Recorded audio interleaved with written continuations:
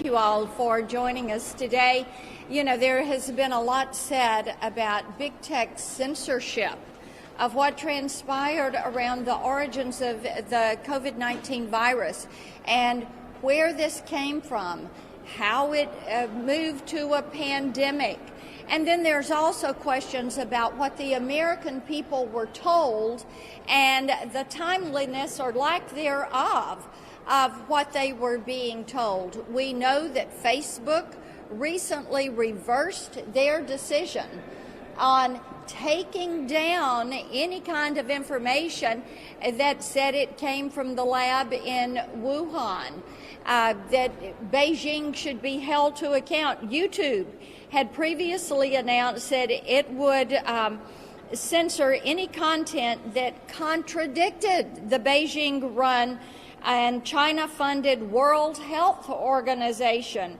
YouTube even took down a video from some medical doctors who were questioning the value of these lockdowns and were questioning what it does to the population and especially what it does to our children.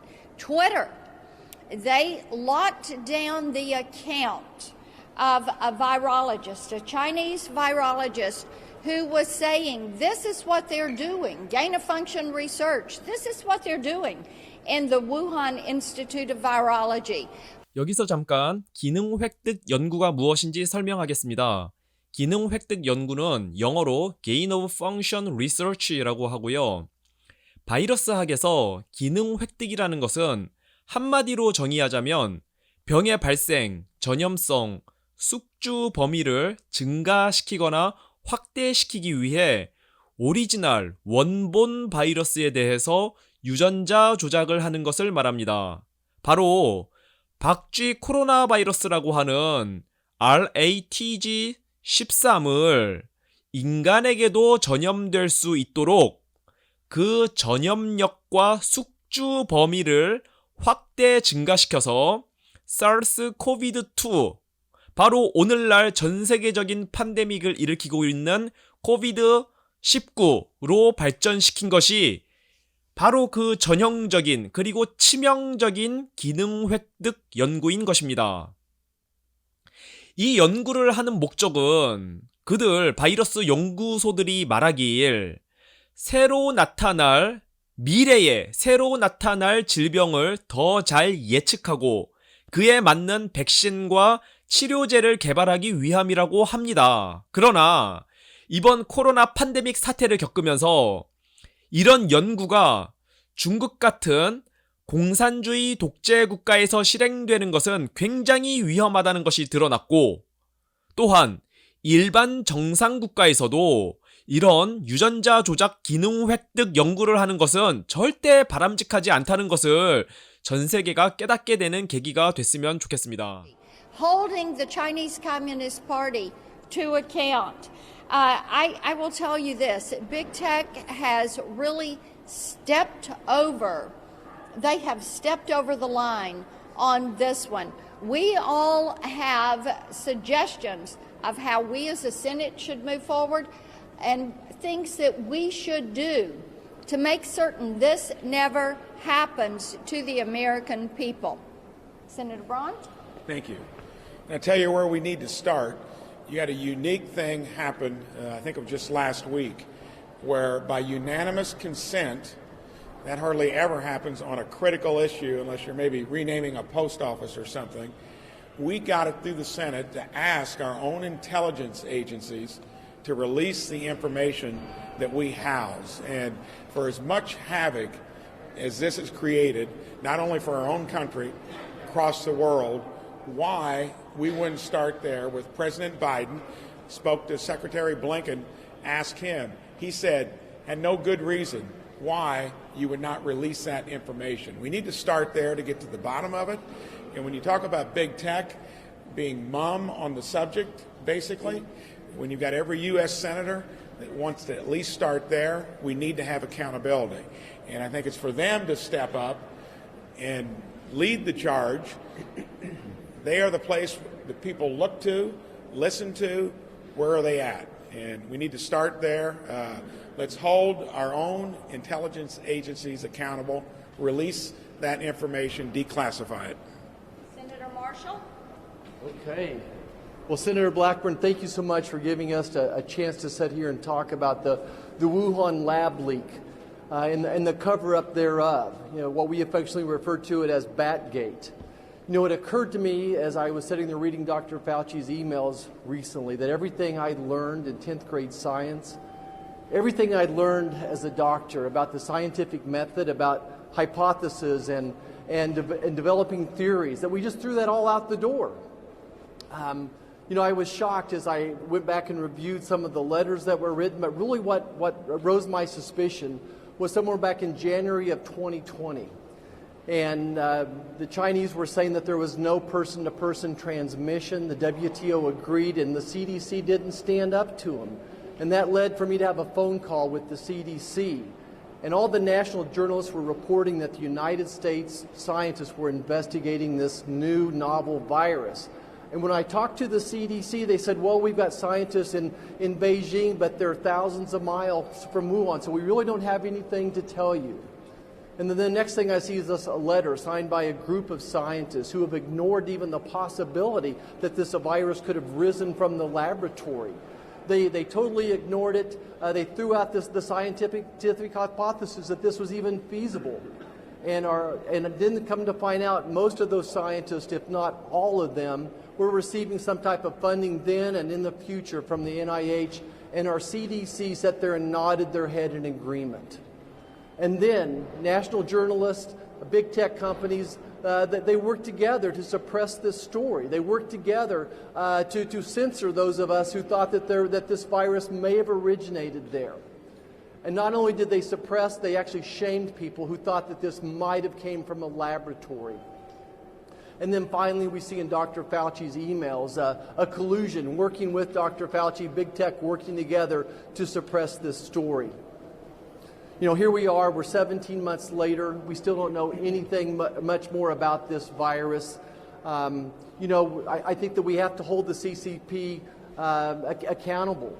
And if the United States is in any way accountable, if they helped fund laboratories that led to the development of this virus, then we need to be held accountable as well. And we need a deep dive into what viral gain of research rules look like going forward as well. We're never going to get to the bottom of this unless we stop this cover-up of the Wuhan lab leak until we stop Batgate. Thanks, Marcia. Senator Johnson? Go ahead. Well, Johnson. Well, okay, I'll go. I want to point out that the evidence about a potential lab leak theory has been hiding in plain sight for months.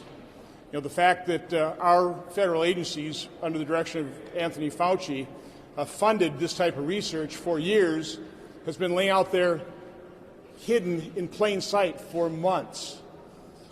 Shame on the media, shame on the social media for not paying attention to it, for completely ignoring it. The result of this 18-month gap of fully exploring the true origin of the COVID virus probably means we'll never get to the bottom of it. China's had 18 months to destroy this evidence. But make no doubt about it, China is guilty. They are culpable.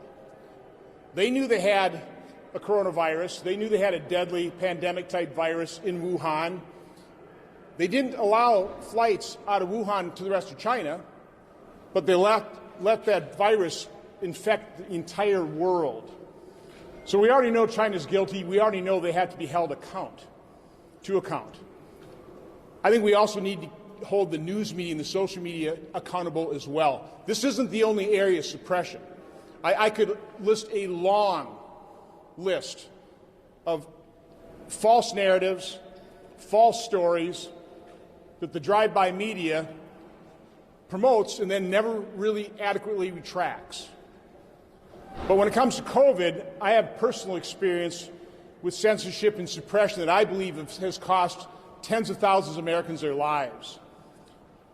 The NIH guidelines as it relates to treatment of COVID remains a compassionless guideline to basically do nothing.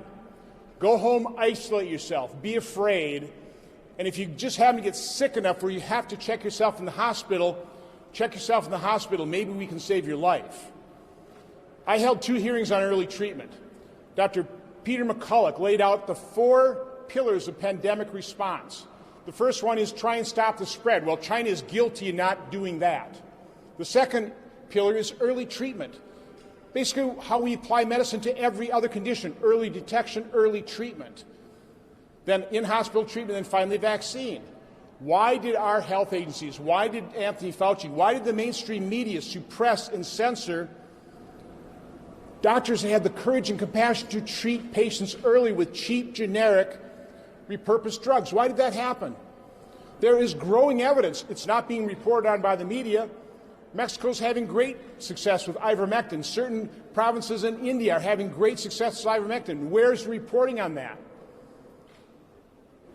We've seen studies where 50 to 85% of lives could have been saved. It prevents that much death. Apply that percentage to the 600,000 Americans that lost their lives, which is why I believe the news media will never admit their complicity and why they will never admit they were wrong here. But it's not too late. Lives can be saved. We're still going to need early treatment. No matter how effective a vaccine is, no matter how effective immunity from having been infected is, other people will get infected. Other people are going to need early treatment. So I am imploring the media, pay attention to people like Dr. Corey, Dr. Peter McCulloch, the other doctors that have the courage and compassion to treat patients. It's not too late. We need to start and really robustly explore early treatment now. And finally, Senator Wicker, who joins me in holding big tech accountable and dealing with Section 230 and censorship. Thank you, Senator Blackburn and others. The last quarter of a century has seen enormous growth in the internet, and much of it's been positive, as we all know. But the result of this quarter century has been that it has allowed a handful of internet big tech platforms to grow enormously large, enormously rich, and enormously powerful, to the point where they decide what is the news. They decide what information the public is going to get and what information is going to be blocked.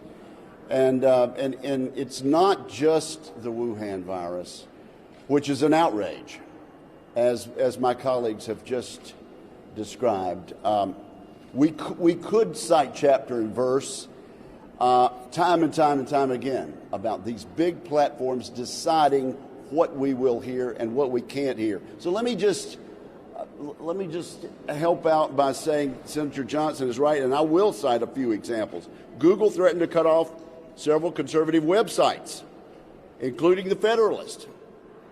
How do they have the power to do that?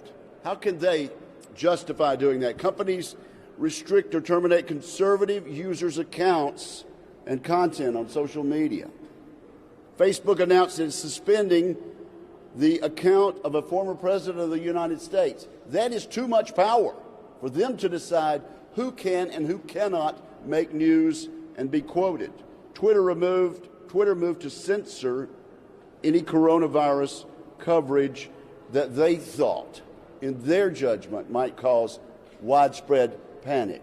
How does a multi-rich, powerful internet platform get to make that decision? And I could go on and on and on. That's why I've joined with senators like Senator Blackburn in trying to correct the Section 230 gaps, but also why I'm introducing legislation to make it clear that these large internet tech platforms cannot discriminate based on their own opinions and based on what they think the public should and should not be allowed to hear.